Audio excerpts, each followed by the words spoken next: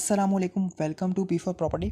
आज की वीडियो में हम बात करेंगे कि रियल एस्टेट का पाकिस्तान में क्या मुस्तकबिल होने जा रहा है और क्या मज़दूर भी अब प्लॉट ख़रीद सकता है। क्या 2000 की मज़दूरी करने वाला पाकिस्तान में प्लॉट ले सकता है। क्या प्रॉपर्टी इस कदर गिर चुकी है। तो आज हम बात करते हैं 2022 में जो प्रॉपर्टी की तबाही हुई है पूरे पाकिस्तान में, जिन्होंने बहुत से प्रॉब्लम क्रिएट किए हैं इन्वेस्टर्स के लिए, स्पेशली ओवरसीज़ पाकिस्तानियों के लिए। तो अब क्या होगा पाकिस्तान रियल एस्टेट मार्केट का। सबसे पहले अगर हम मार्केट की बात करें तो डेफिनेटली ये बात है कि पाकिस्तान की रियल एस्टेट तारीख़ी बहरान का शिकार है, जिसकी बहुत सी वजूहात हैं। सबसे पहले बात करें तो पाकिस्तान में जो बैरूनी मुल्क पाकिस्तानी हैं वो पाकिस्तान में इन्वेस्टमेंट करना छोड़ चुके हैं। इन्वेस्टमेंट ना होने की वजह से पाकिस्तान की रियल एस्टेट मार्केट की असल वजह सामने आई है, जहां बड़े बड़े इन्वेस्टर्स ने अपना पैसा रियल एस्टेट मार्केट से निकाल लिया है। उनका पैसा निकाल लेने के बाद पाकिस्तान की रियल एस्टेट मार्केट इतनी नीचे आ गई है कि जितना छोटा इन्वेस्टर्स था वो सब इससे इफ़ेक्ट हुए हैं। लोगों के पास अभी से प्लॉट अपॉर्चुनिटी बहुत ज़्यादा है।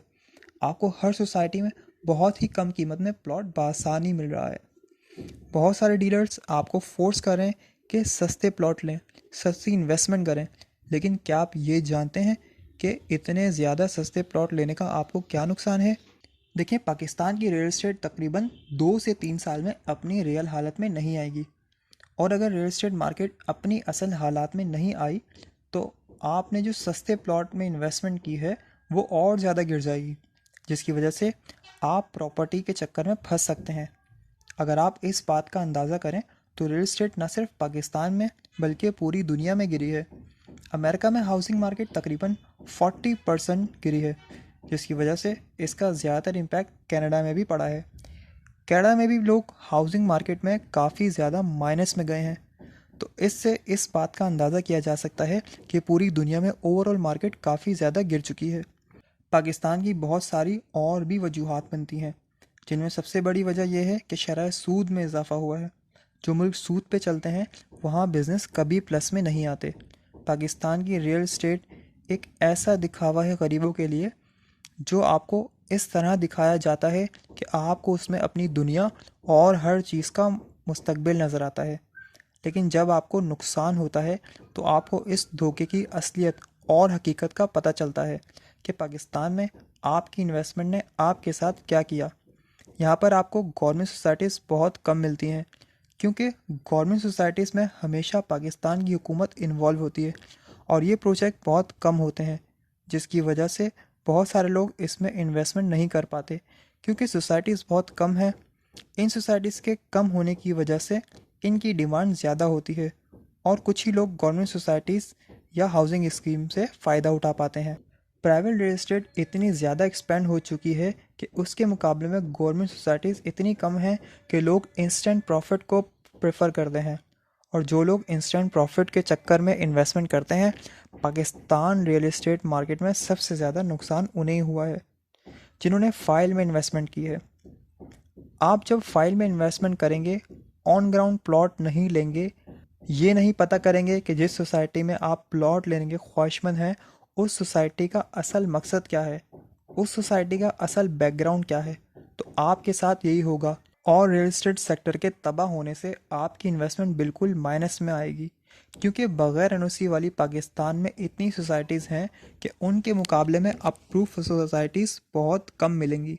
तकरीबन हर शहर में 600 सोसाइटीज़ हैं, तो अगर सिर्फ अंदाज़ा करें तो उस 600 में से सिर्फ 100 प्लस सोसाइटीज़ ऐसी मिलेंगी जिनकी एनओसी अप्रूव्ड होगी।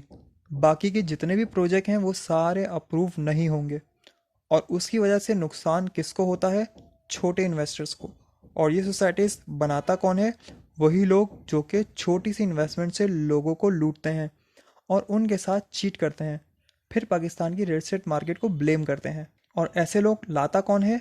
इन लोगों को लाने वाली हमारी हुकूमत होती है, क्योंकि जब तक आपके मुल्क में मैनेजमेंट ठीक नहीं होगी, एडमिनिस्ट्रेशन ठीक नहीं होगी, आपके मुल्क में इसी तरह सोसाइटीज़ बनती रहेंगी, इसी तरह फ्रॉड होते रहेंगे, और इस तरह सोसाइटीज़ की वजह से लोगों को नुकसान होता रहेगा। प्लॉट इतने सस्ते हो रहे हैं लेकिन ख़रीदार कम हैं। अब ये डीलर्स ट्रेंड फैला रहे हैं कि मज़दूर भी प्लॉट ले सकता है, जिसमें क्या सच्चाई है? अगर प्लॉट 20 लाख का है और एक मज़दूर की क़ुव्वत ख़रीद कम हुई है। जब मुल्क में इन टर्म ऑफ इन्फ्लेशन आता है, उस मुल्क में लोगों की परचेजिंग पावर कम हो जाती है। तो जो 15 लाख की गाड़ी थी वो 30 लाख की हो गई। अब जो बंदा 15 से 25 हज़ार तक कमाता है, वो 40 से 50 हज़ार की इंस्टॉलमेंट कैसे पे करेगा? अल्टीमेटली जहाँ पर फाइल सिस्टम होगा, वहाँ पर अगर प्लॉट की इंस्टॉलमेंट कम होगी, तो वहाँ पर लोगों की परचेजिंग पावर भी कम होगी। तो जब मिडिल क्लास को रिलीफ नहीं है, तो मिडिल क्लास कैसे इन्वेस्टमेंट करेगा? और मिडिल क्लास के इन्वेस्टमेंट ना करने से रियल एस्टेट मार्केट माइनस में आएगी। लोगों के प्लॉट्स माइनस में हैं, तो लोग कैसे बेचेंगे अपने प्लॉट्स? डेफिनेटली हर शख्स का मोटिव है कि मैं प्लॉट प्रॉफिट में सेल करूं। तो जब तक ऐसा होगा, प्रॉपर्टी ऊपर नहीं आएगी। मिडिल क्लास को रिलीफ नहीं है पाकिस्तान की रियल एस्टेट मार्केट में। तो जो प्रॉफिट कमाने वाले रियल एस्टेट मार्केट में हैं, उनको अच्छा खासा नुकसान हुआ है। ऐसी सोसाइटीज़ के बड़े बड़े नाम हैं जहाँ पर लोगों ने 10-10 साल से इन्वेस्टमेंट की हुई हैं, लेकिन वो इन्वेस्टमेंट करके फंस गए हैं। यहाँ तक के लोगों को प्लॉट नंबर तक अलॉट नहीं हुए हैं। पाकिस्तान में हाई प्रॉपर्टी टैक्स हैं। अगर मज़दूर प्लॉट ले भी लेता है तो टैक्स नहीं पे करेगा, और अगर टैक्स पे कर भी देता है तो प्लॉट बनाने की हिम्मत नहीं है। तो ये पाकिस्तान की प्रॉपर्टी का एक खौफनाक सच है जो हर कोई नहीं बताएगा। पाकिस्तान रियल एस्टेट मार्केट में ओवरसीज़ पाकिस्तानियों का बड़ा हाथ था, जो कि अब उठ चुका है। तभी पाकिस्तान की प्रॉपर्टी क्रैश कर चुकी है। अब लोगों में कॉन्फिडेंस नहीं है कि पाकिस्तान में इन्वेस्टमेंट करने का। फिर लोगों का ब्लेम शुरू होता है रियल एस्टेट मार्केट पर।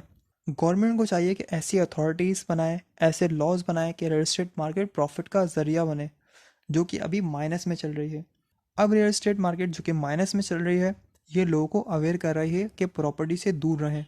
इन तमाम बातों पर रियल एस्टेट अथॉरिटीज़ को सोचना चाहिए कि अगर लोगों में कॉन्फिडेंस कम हो रहा है तो कॉन्फिडेंस किस तरह बहाल होगा। जो पॉइंट हमने डिस्कस किए हैं, अगर आप तमाम पॉइंट से मुतमईन हैं, इत्तेफाक कर दें, तो कमेंट सेक्शन में अपनी राय दें।